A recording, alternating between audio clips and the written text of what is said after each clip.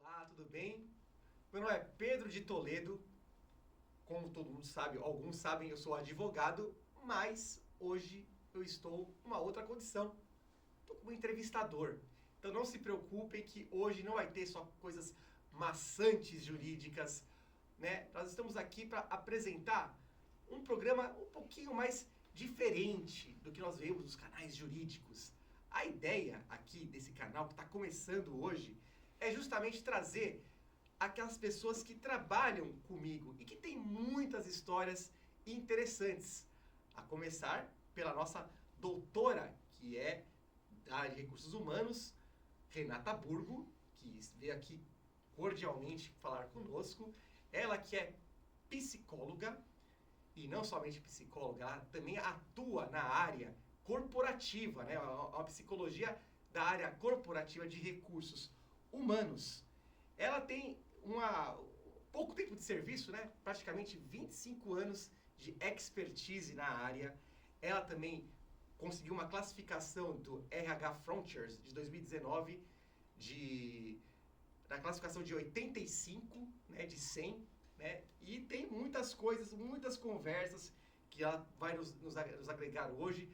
Também ela atua na área, ela é fundadora da empresa Potens. Isso, Potens RH. Potens RH, e vamos trazer um tema de relevância social. Nós vamos falar sobre ambientes de trabalhos, não qualquer ambiente, um ambiente tóxico, né? Quem que nunca passou por isso? E ela vai falar também especialmente, não somente sobre ambiente tóxico, mas também sobre esse novo RH que existe hoje.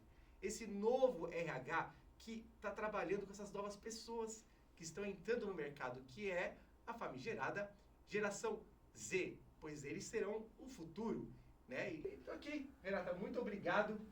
Obrigada a você pelo convite, é um prazer estar aqui com vocês. Espero agregar conteúdo para o canal. O objetivo é justamente isso. A nossa ideia aqui é justamente trazer, né, essa coisa mais humana. Mas Renata, me diz uma coisa. Eu sei que você é uma grande profissional, eu não tenho dúvida. Quem que é você, Renata? Pois é. O que você faz nas suas horas vagas? Muito bem. Quem que é a Renata Burgo? Vamos lá. A Renatinha. A Renatinha. Vocês não estão vendo, ela parece que ela é alta, mas ela apesar minúscula. De ser minúscula, mas ela tem uma grande força de pessoa. Muito obrigada pelo elogio, Pedro. Bom, sou Renata Burgo, tenho 45 anos, sou casada há 20 anos com o Anderson, tenho 2 filhos gêmeos, o Pedro e a Luísa. Meu xará? Pois é Pedro na minha vida, muito Pedro na minha vida. Mas hoje eles estão com 17 anos, então já são adolescentes, vão fazer 18 anos. E o que eu gosto de fazer nas horas vagas? Bom, eu gosto de ler, gosto muito de ler, acho que como toda psicóloga, né? Entender um pouquinho mais aí sobre o comportamento humano. Eu gosto de fazer artesanato, eu faço mandalas, então eu gosto de fazer essas mandalas. Que mais? Gosto de conversar, gosto de sair como qualquer pessoa comum. Como é que você chegou a trabalhar? Eu quero trabalhar nos recursos humanos. Como é que... Eu comecei no primeiro ano da faculdade. Eu sempre soube que eu queria trabalhar no mundo corporativo, até me decepcionar, mas depois eu conto essa história. Mas eu consegui um estágio já no primeiro semestre, na área de treinamento de uma grande empresa, e comecei a trabalhar nessa área como estagiária. E de lá, permaneci por 11 anos, crescendo dentro do recursos humanos. Nós conversamos agora há pouco aí fora, você me comentou, né, que muita gente fala de psicóloga, né? Já vem aquela ideia, não, é terapia, né? E você falou, não é bem isso que eu faço, é uma terapia mais... Não é exatamente uma terapia, né? Na verdade, a gente estuda, todo psicólogo estuda o comportamento humano e, claro, tem várias linhas, como o direito, né? A advocacia. Então, tem a área hospitalar, tem a área clínica, que é mais conhecida, tem a área dos esportes, e a minha área é a área corporativa. Então, eu trabalho com pessoas, com grupos, e nós trabalhamos muito junto com recursos humanos, né, das empresas. Já fui recursos humanos de empresa e hoje eu sou uma consultora que ajuda os recursos humanos. Que é algo voltado para o coletivo, né? Sim, sempre, sempre, né? A gente olha o coletivo, mas olha também o indivíduo ali, sempre voltado para o lado profissional, né? O que está acontecendo dentro das organizações, dentro das empresas. E o que está acontecendo hoje nas empresas? Porque eu falo como advogado, né? Tem tido uma recorrência, né, pelo menos na fase judicial, que é aquele tipo de ação onde vira e mexe entra assédio moral, eu sofri assédio sexual. O que está acontecendo? O que é esse termo ambiente tóxico de trabalho que eu tanto escuto falar, Renata? Pois é, a gente ainda, né, vem vivendo ambientes tóxicos, a gente tem índices altíssimos de pessoas com burnout, com ansiedade, com depressão dentro das organizações. Ambientes tóxicos, geralmente a gente caracteriza por ambientes que não são realmente legais para o profissional trabalhar, que acabam infringindo aí a saúde mental, a saúde física dele, né? Algo que deixe ele não trabalhar a sua capacidade máxima dentro da organização, por questões emocionais, por questões relacionadas a este ambiente, que não é um ambiente saudável, um ambiente não produtivo. E você está no seu trabalho, como é que chega, como é que você identifica um sinal de que você está num ambiente tóxico? Qual que é o sinal que você, como é que chega isso para vocês? Porque o recursos humanos não necessariamente está lá na equipe da liderança. Vocês estão fora, mas dentro, né? Vocês entendem o que eu quero dizer, sim. né? Não, tem várias formas de identificar um ambiente tóxico. Mas o principal são os dados, né? Eu acho que há essa análise, esse diagnóstico dos dados. O quanto a gente tem de absenteísmo dentro das organizações, da empresa, turnover, então essa rotatividade de pessoas. Turnover é isso, rotatividade. Isso, quer dizer, entra uma pessoa e depois de um tempo, de meses, sai. Né? Quer dizer, essa rotatividade, a gente como RH chama de turnover, isso é um índice muito importante de que o ambiente não está saudável. Fora o custo, né? Isso não deve dar, tem que contratar ou tem que demitir. Ambientes tóxicos trazem muito prejuízo para as organizações, para as empresas.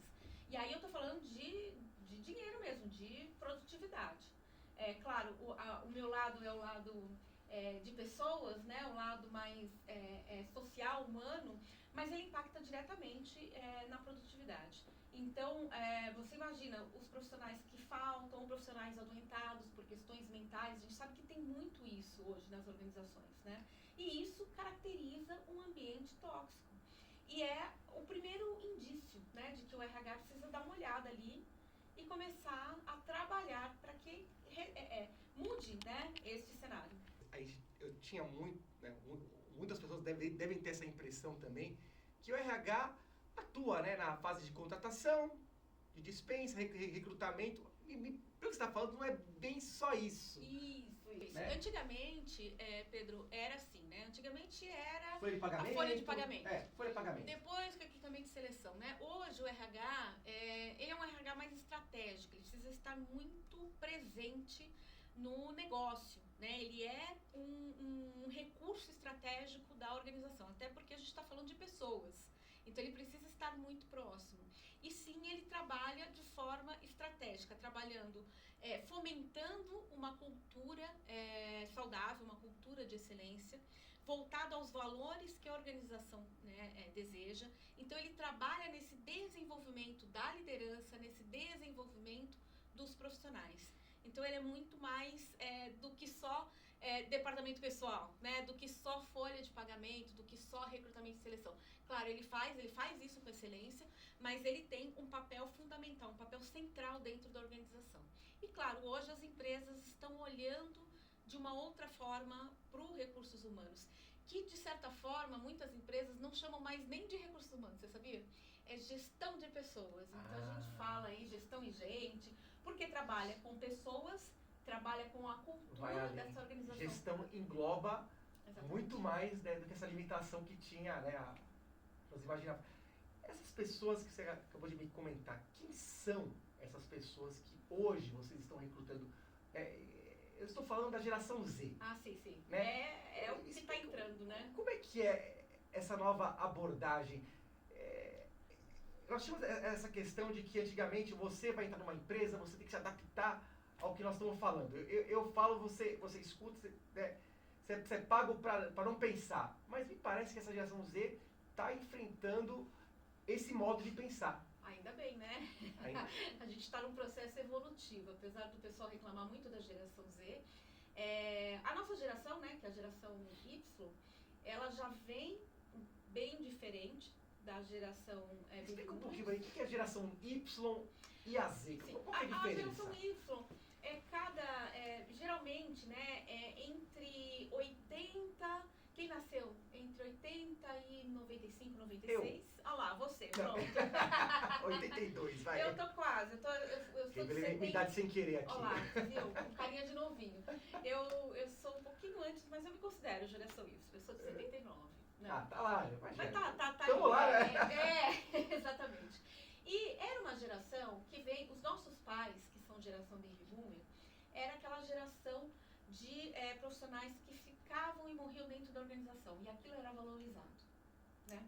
Então, sim, a gente entrava... meu pai tem... fazer carreira dentro da organização. Trabalhou quase 30 anos na Volkswagen. Sim. E aquilo era... Meus pais é um exemplo disso. Isso, aquilo é um sucesso.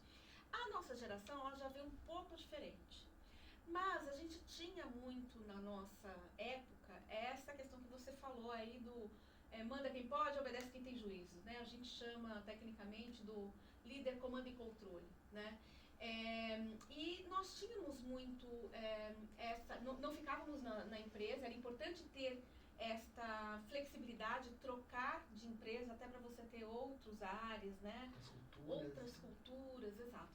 E aí a gente vem com essa geração Z, que é a geração que está chegando com tudo aí. É uma geração que a gente primeiro precisa entender. A geração Y, que está dentro das organizações, precisa primeiro entender o que move essas pessoas, o que move essas organizações. Tem uma questão socioeconômica, porque na nossa época não existia tanto internet, a gente não tinha tantos recursos para sair de uma organização e trabalhar por conta, ser empreendedor. Hoje não, hoje eles já têm essa oportunidade. Então, ambientes tóxicos são ambientes que não são aceitos por essa geração. É uma geração que vem muito pautado no social, na responsabilidade social e principalmente no propósito. Você faz porque você faz. Então, tem um porquê aí dentro, né? Eles precisam entender o que é feito e o porquê é feito. Antigamente, não. A gente só obedecia lá, fazia e... se desse sorte, sabia o todo. Hoje não, hoje eles querem saber. E eu acho muito interessante isso. Você comentou sobre os valores sociais, mas defina melhor para mim o que são esses valores que tanto eles pretendem, né, perante que a empresa lhes entregue. Sim, na verdade, essa geração, eles estão preocupados com o meio ambiente, com a sustentabilidade do planeta, algo que infelizmente... fluido, né? A nossa geração não se preocupava e destruía, né? De certa forma. Então, o que a empresa faz? Qual é o impacto social que essa empresa que ele vai trabalhar tem na sociedade, né? Se tem trabalho ilegal, se tem... é um impacto social mesmo dentro da empresa. Então, isso é muito importante. Impacto e responsabilidade social. Sim, sem dúvida. Sem dúvida. Então, eles estão ligados a esse tipo de empresa, né? Eles são mais engajados quando a empresa realmente tem este lado social, essa preocupação social e, principalmente, se tem um propósito. Por isso que a gente fala muito de propósito dentro da área de gestão de pessoas, de recursos humanos e, principalmente, de desenvolvimento dos líderes, né? Os líderes precisam passar esse propósito para os seus liderados. Geralmente a empresa tem um propósito, a área ela precisa criar este propósito também, vinculado ao propósito da empresa, e tudo isso linkado a valores. A gente fala, né, azeitado aos valores da empresa, da área e das pessoas. É só assim que a gente consegue trazer este público pra gente, essa geração Z de forma mais engajada pra gente. Como trabalhar com a geração Z sem os desmotivar, né? Ao mesmo tempo, fazer esse engajamento sem... Aí é fácil, né? É só assim, você o desmotiva se você for um líder como era na nossa época, antigamente. Do comando e controle, isso. Eles não gostam muito de hierarquia, então eles trabalham muito nessa linha. A gente vê muitas empresas, muitas startups sem muita hierarquia. A gente fala muito dessa autorresponsabilização. Claro, é importante ter uma liderança, é importante ter... Mas é um líder que se confunde com os funcionários, mas no sentido de trazê-los, né? Sim. No engajamento. Envolvimento. Ele sempre vai ser o líder. Mas não é aquela coisa, chefe. Exato, como era antigamente, né? E tem uma questão dessa liderança que é uma liderança mais humanizada. A gente fala muito dessa liderança humanizada e de uma liderança que não é super-herói. É uma liderança que também erra, que muitas vezes não sabe todas as respostas e tá tudo bem. Faz parte do processo de desenvolvimento do próprio líder. E é assim que ele se conecta também com essa geração. Porque se ele vem com uma postura muito de arrogante, de líder, daquele que sabe tudo, ele não vai perder os liderados. Ele perde. Ele não se conecta com as pessoas. E essa geração, ela não fica em ambientes tóxicos, como até a gente suportava. Puxa, deixa eu esperar um pouco, deixa eu ver se tenho algo melhor, deixa eu procurar um outro trabalho. Essa geração, ela vai sair imediatamente. Existe uma aproximação maior dos líderes, mas ao mesmo tempo, né, então, de novo, aquele assunto que nós estávamos conversando, muitas vezes também tem pessoas um pouco mais sensíveis, né? E entra aquela questão, vou dar um exemplo para já um pouco mais claro onde eu quero chegar. Nas minhas audiências, às vezes eu vou escutar depoimentos, né, da pessoa que está pedindo assédio moral. Aí eu pergunto, mas aconteceu algum fato que levou você a... Não, o meu chefe me cobrava demais, né? Então, até que ponto... Eu sei que existe uma linha tênue entre a cobrança de metas e a cobrança abusiva de metas. O poder diretivo tem o direito... eu chamo de empregador de poder diretivo, né, na doutrina trabalhista. Desculpa, tá usando algum termo aí, né? Depois eu ponho a tradução na legenda do que eu tô falando. Enfim, mas existe o direito de cobrar, né? Senão, como é que empresa vai sem cobrança? Mas também tem essa questão da linha tênue, que pode levar, sim, a um assédio moral. Sim. Então, você tem algum exemplo, ou como administrar uma situação de que eu não ultrapasse esse limite da cobrança normal para a cobrança abusiva? Eu acho que cobrança é natural mesmo, como você falou. Faz parte. Nós, geração Y, cascudo, a gente já... Exatamente, faz parte. E mesmo para a geração Z, né? Eles estão dentro da organização e, claro, as pessoas têm papéis e responsabilidades e precisam ser... Eu não gosto muito desse termo cobradas. Perfeito. Né? Mas eles precisam dar resultado. Como é que o líder trabalha com isso? Primeiro, qual que é a diferença, né? Porque, como você falou, é muito tênue mesmo. Sim. A diferença é que a cobrança de atividades é uma coisa, a cobrança que deixa o profissional de forma... que acaba humilhando o profissional, que acaba o deixando... Nossa, agora vai ter que cortar, tá? Porque agora não vem a palavra. Não precisa, eu tô visualizando o que você tá falando, né? Eu acho que a humilhação, eu vou dar um exemplo. Uma cobrança, eu grito em voz pública, ou chamo, eu firo a honra da pessoa, o apelido é tartaruga, né? Isso. Que seja recorrente, uma cobrança que realmente fere a honra do profissional, uma cobrança, e nem precisa ser pública, por exemplo, um assédio mais... o próprio assédio moral e principalmente o assédio sexual, geralmente ele não tem testemunhas. Como é difícil provar. E sabe que existe, né? Mas a questão da prova, ela é complicada, né? Mas existem leis, né? Cada ano publicam-se leis. Agora a questão é que muitas vezes a gente sabe que a esfera normativa e o que acontece na realidade tem uma discrepância, né? Como é que as empresas estão atuando com relação a esses pontos de escuta da mulher, principalmente, que sofre um assédio sexual, né, no ambiente... É importante ter canais de denúncia, né, mas isso tudo, a própria área de recursos humanos, ela tem um papel central. Exato, ali no porque processo. o canal a gente pode, eu boto lá um QR Code, mas como eu vou trabalhar uma denúncia seríssima dessa dentro de uma empresa? O RH, então, ele tem esse papel central, né, dentro desse tipo de denúncia. Primeiro, ele precisa ver os dados, precisa ter esse canal tem que ser confiável, ele tem que ser sigiloso e ele tem que ser efetivo, né?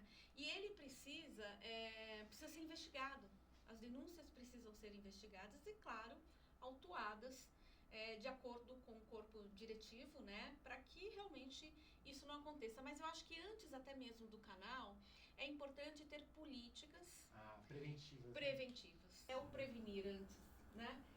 Porque lá é remediar, né? Ali é remediar, exato. Então são políticas que não aceitem esse tipo de comportamento dentro da empresa, dentro da organização, políticas de conduta, políticas comportamentais e, claro, treinamentos para esses profissionais, treinamentos para a liderança e ser intolerante a qualquer tipo de assédio, seja ele sexual ou moral dentro da organização. Porque você falou uma coisa muito importante, política, porque às vezes a gente vê nas empresas, né, códigos, políticas, todas têm, você entra lá, missão, valores, no site está lá, tudo bonitinho, mas, né, você se alinhar com aquilo, muitas vezes é difícil, né? Porque é um crime, né? Porque assédio sexual é um crime, né? E a questão eu tenho um termo jurídico, eu não sei como é que o RH vê, né, vocês da psicologia, é uma relação hierárquica onde a pessoa tem um poder sobre você para fazer isso. Eu tenho um poder sobre o seu emprego. Entendi. Né? Tá. Agora, mas e se um colega meu, né, acaba me paquerando, né, de alguma forma, só que tá invadindo minha privacidade? Eu acho que isso também pode ser na horizontal ou é só... Sem dúvida, não. Eu acho que em qualquer esfera. Claro que é mais fácil, né? E a gente vê de forma mais comum esse nível hierárquico cometendo esse tipo de assédio, tanto sexual quanto moral. Mas é evidente que pode acontecer, sim, em outras esferas, em outras hierarquias, né? E aí, eu tô imaginando, né? Se isso acontece comigo no ambiente de trabalho ou como mulher, primeiro não ser permissível, né, a isso. Se isso me incomoda, é falar com a pessoa. Se isso permanecer, aí sim a gente precisa buscar canais. Isso é uma questão importante que você está colocando, porque também muitas vezes exige, né, da pessoa que sofreu esse tipo de denunciar, né? Sim. Existe alguma forma do RH identificar uma situação de constrangimento e a pessoa está um pouco calada? Eu acho que nossa geração Y tinha muito essa coisa de sofrer. Sim. A gente sabe que a geração Z não é assim. Qualquer coisa não. Quando algo grave acontece, eles vão utilizar o canal de denúncia. Já a Y, a gente fala pela minha experiência, né? Muitas vezes pessoais, inclusive. Deixa eu ficar calado, porque senão eu vou perder meu emprego se eu fizer isso. Agora, como é que vocês identificam uma situação dessa? Vou te contar um caso que aconteceu ano passado. Eu estava trabalhando numa rede varejista do Nordeste, né? Especificamente do Nordeste. E a gente estava trabalhando num programa de liderança. E uma das frentes que a gente trabalha, esse programa de liderança, a gente fala muito desse contato one-on-one, que é esse contato individual, que é o líder conhecer os seus liderados, saber quem são as pessoas, entender sobre as pessoas. E em uma dessas conversas, em outros, porque os programas de liderança são vários encontros, né? Em uma dessas conversas, um dos profissionais queria dar um depoimento e nos surpreendeu com esse depoimento que eu vou contar um pouco para vocês, que é o seguinte. Ele fez esse one-on-one, então ele conversou com as pessoas, entendeu um pouco das expectativas das pessoas, o que eles gostavam, o que eles não gostavam. Era um público predominantemente masculino que trabalhava diretamente com eles. E a gente sabe que o público masculino tem algumas brincadeiras um pouco mais agressivas, eu não sei exatamente. Isso aí acontece em qualquer corporação. Não vem falar que no teu caso é diferente. Exatamente. Eu falei pra Mas câmera aqui. são mais fortes. Sim, sim. Mais É diferente. isso. Vamos assumir, o corporativo homem e mulher é diferente. Os Grupos, né? É uma coisa meio tribal ainda que existe Existe, né? né?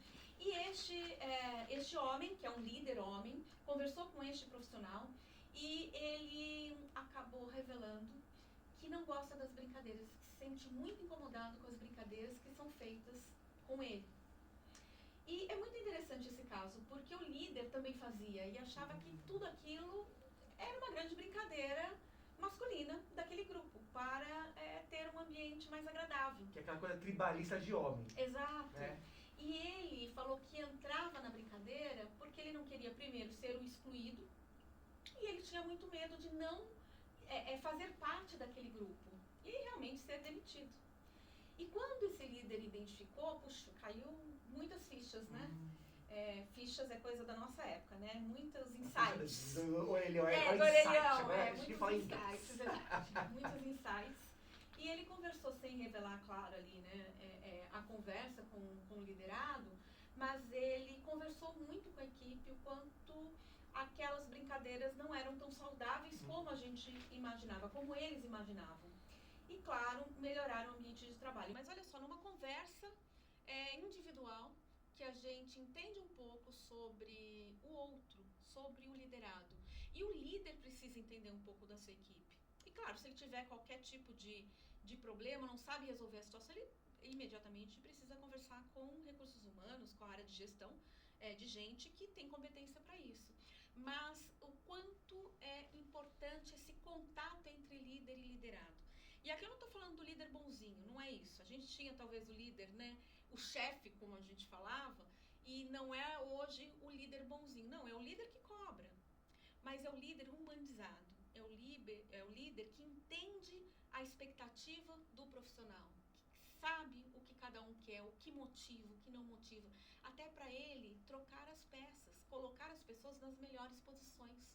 É muito importante isso. Ele conhecer este profissional e entender, né? Porque não era exatamente ele que estava assediando moralmente numa brincadeira o profissional, mas ele estava no meio. Ele tinha o dever de vigiar.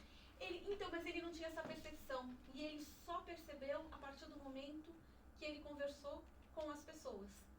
Que ele se aprofundou em cada um. Então, pelo que você está falando, o RH hoje também, além de todas as funções que nós estamos vendo, tem essa coisa de treinar o líder, né, para aprender a fiscalizar esse tipo de situação.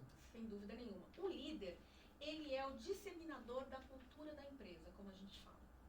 Então, primeiro, ele precisa entender qual é a cultura da empresa, e aí vem a área de gestão de pessoas, a área de recursos humanos, para trabalhar, a desenvolver esses líderes. Geralmente o líder, Pedro, ele, da noite pro dia, ele vira líder. E aí, o que eu faço? E os meus colegas agora são meus subordinados. Isso é um problema. Já vira martelo para bater só nessa história aí. Exatamente. E a gente vê, 80% dos líderes, uma estatística interessante, 80% dos líderes falham grandemente no primeiro ano de liderança. Porque é uma função nova. A gente falha quando vai fazer algo novo. Então, para o líder, ele precisa ser desenvolvido. E, principalmente, os líderes que têm 10 anos de liderança, eles também precisam ser atualizados. E mesmo que eles saibam o beabá, como a gente fala, eles precisam, sabe aquela coisa do lembrar o que precisa ser feito? E mudar a cultura, que é um desafio, eu imagino, né? Muito. A cultura organizacional, ela é um desafio muito grande, porque essa transformação cultural, essa evolução cultural, né? E cabe o RH, claro, trabalhar com isso. Então, a gente tem consultorias especializadas que trabalham, que fazem esse diagnóstico dessa cultura que precisa ser transformada e qual a cultura desejada, né? E, claro, a gente começa a trabalhar essa transformação cultural pela liderança, pelo treinamento. É treinar os líderes para que eles sejam agentes transformadores dessa cultura organizacional que a gente quer. E a empresa ela só vai ser competitiva se ela estiver à frente, se ela estiver trabalhando a sua cultura organizacional, se ela estiver evoluindo como empresa, a partir dos seus profissionais, claro, e principalmente a partir da sua cultura organizacional. Que é um grande desafio. E, quer dizer, eu vejo o papel do RH, né, esse treinamento com as lideranças. Eu pergunto, né, muitas vezes o liderado, né, ele tem cada um que atua com ele tem uma vivência. O líder tem esse desafio, porque ele trabalha com uma gama de pessoas, onde cada um vem de uma educação, vem de uma casa. Então eu também me coloco muitas vezes no papel desse líder, pensando, né, quantos desafios. Ele vai ser cobrado pelos erros da equipe, né, porque é o encargo de ser líder. O líder, ele está em... Como ele pode manter essa retenção?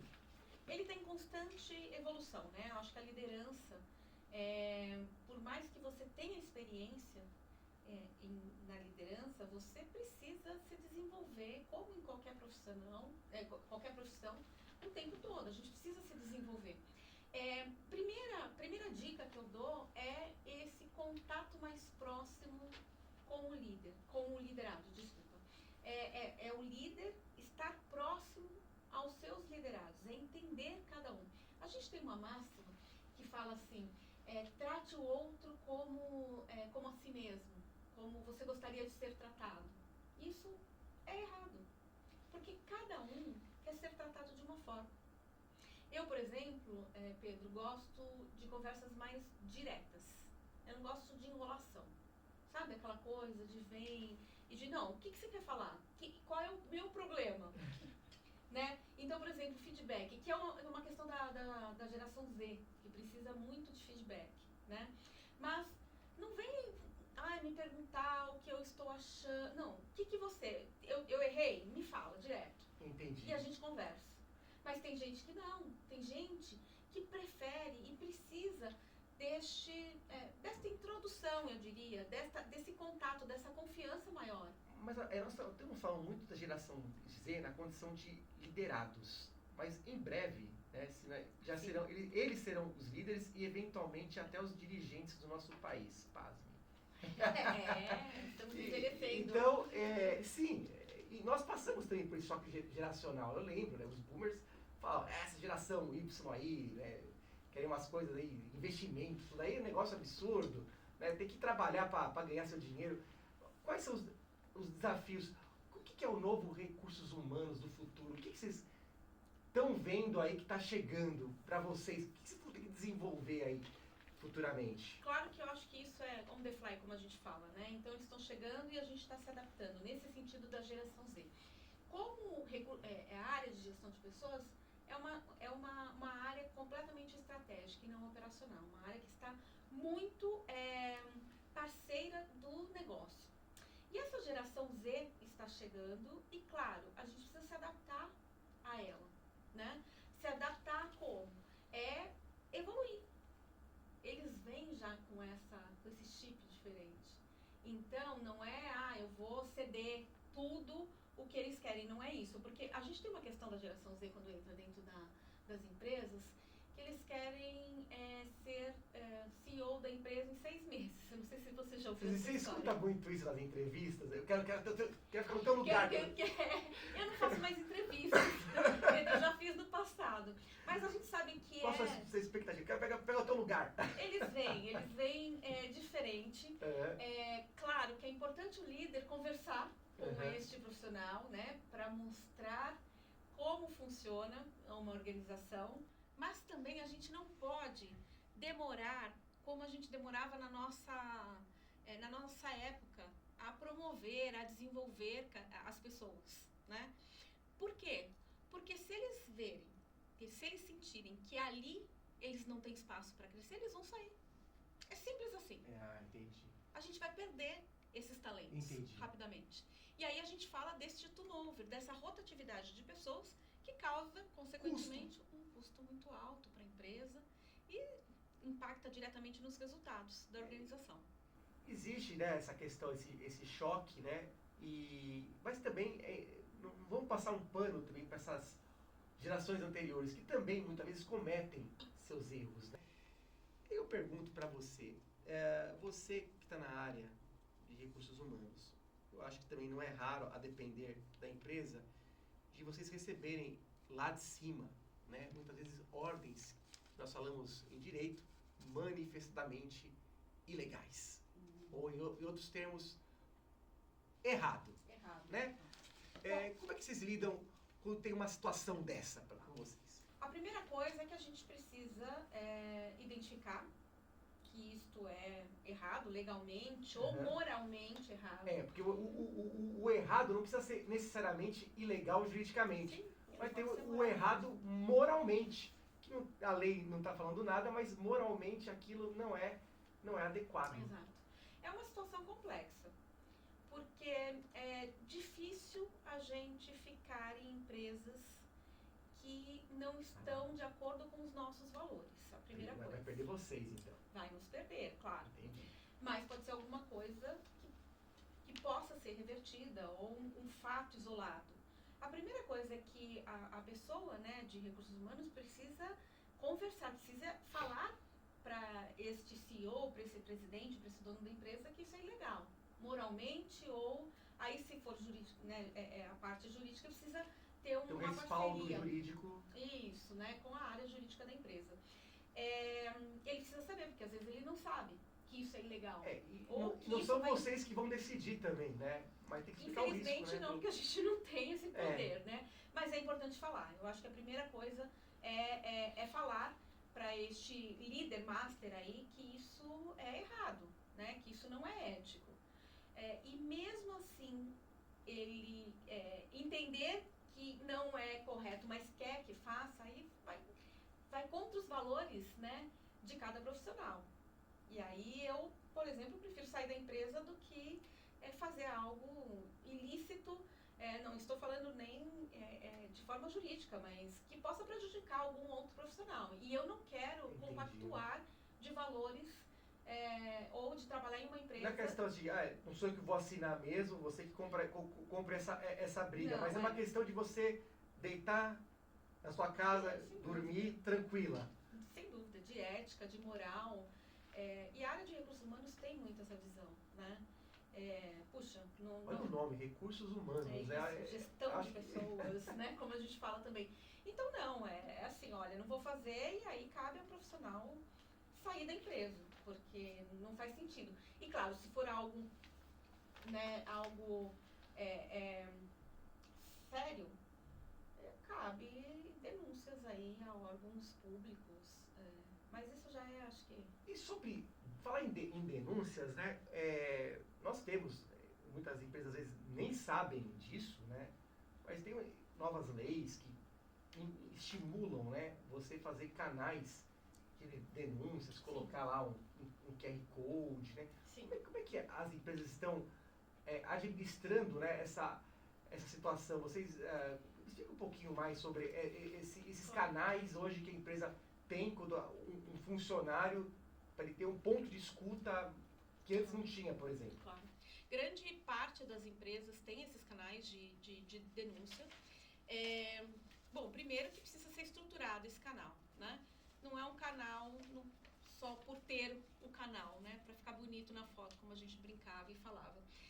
Precisa ser um canal sério, um canal confiável e sigiloso, e principalmente efetivo. Então, a partir do momento que este canal recebe essa denúncia, precisa ser investigado. Então, não pode deixar para lá, porque a gente conhece, sabe de algumas empresas que deixa para lá. Não, se a gente tem um canal, a gente precisa trabalhar com este canal, e que bom que tem esse canal, para que realmente a denúncia seja confirmada. Sendo confirmada, evidentemente, precisa tomar uma atitude. Se a gente também não toma atitude, o canal cai por terra. E as pessoas não vão mais denunciar. E que bom que tem esses canais, né, hoje. Antigamente não tinha isso, a gente... Não tinha. Tinha até formas de você falar, mas é uma forma meio constrangedora, porque não tinha o caráter sigiloso, como você tá colocando, né? Eu poderia me expor. No final, quem ia ser demitido era o denunciante. Não, e isso pode acontecer, uma retaliação também. Por isso que é importante a gente olhar para este canal. Também tem essa situação. De forma séria, de forma efetiva, porque se tem algum tipo de retaliação, algum tipo de falha, como você está falando, denunciar. Vai ter aquela situação que é o time de futebol quer derrubar o técnico, muitas vezes, né? E derruba, né? Dentro das empresas já vi muita equipe tirar o líder. Que bom, né? Porém, claro, porque o líder não era um líder... Mas o problema é quando usa, eventualmente, uma forma, o que é lícito, que é o canal de denúncia, de uma forma escusa. Como toda área, todo ser humano tem o ser humano que... Nem tudo é bonitinho, a gente sabe, né? Claro, tem algumas denúncias, por isso que tem que ser investigado. Porque tem algumas denúncias isso, a responsabilidade... que não se concretizam, né? Porque eu não gosto do chefe, eu quero, sei lá... Olhou feio pra mim... Isso.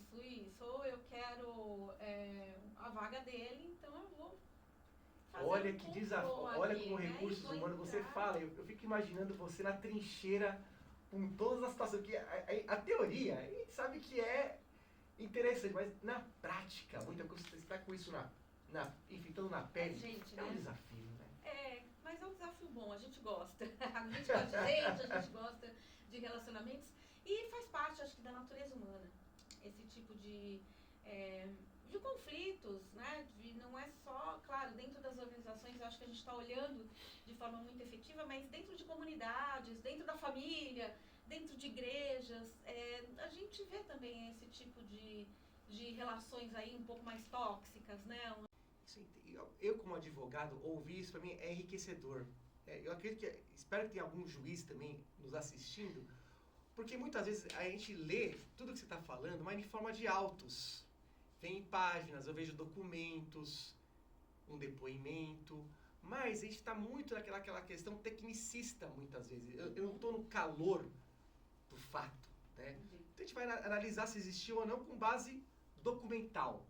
Né? Então, ouvir enriquece muito o debate quando a gente também escuta o que acontece do outro lado da trincheira, né? Sem dúvida. Isso é maravilhoso, Renata. Muito bom. Então, Renata, e realmente, isso tudo que você traz para mim me dá uma visão, né, um pouco menos árida, né? Porque que eu falo, lá, para mim é tudo altos quando chega lá para mim. Então, ouvir o que acontece, o calor do momento, ver a questão que não é recursos humanos, é gestão humana, isso me enriquece como profissional também, de ter essa visão. Afinal, são vocês do RH que nos subsidiam depois com os fatos, né? Você viu o quanto é estratégico a área? A nossa parceria, ela é imprescindível. É que às vezes, você sabe que quando a gente ganha uma ação, o advogado acaba, no final, levando os louros, né? Mas tem pessoas atrás da gente. E são vocês que conseguiram mostrar, olha, a empresa cumpriu todas as normas. Eis aqui, doutor, os fatos que chegaram à sua vitória. Então, eu falo isso para os advogados que estão me ouvindo, é importante acreditar também eles, quando ganham uma ação judicial. Pois o pessoal do Recursos Humanos, a atuação não teria uma vitória sem os subsídios jurídicos, né? Então eu estou muito feliz, né, de ter recebido você aqui, Renata. Espero que até merece futuramente até um capítulo 2, né, que são tantos temas para a gente debater aqui. Sem dúvida. Será um prazer para mim. Muito obrigada pelo convite novamente. Foi um prazer estar aqui com você e espero os próximos convites. Esse é só o primeiro capítulo, hein? Vocês não estão vendo que ainda vai vir, o que está por vir. Muito obrigado, pessoal, e vamos encerrando por aqui. Tchau, tchau. Tchau, tchau.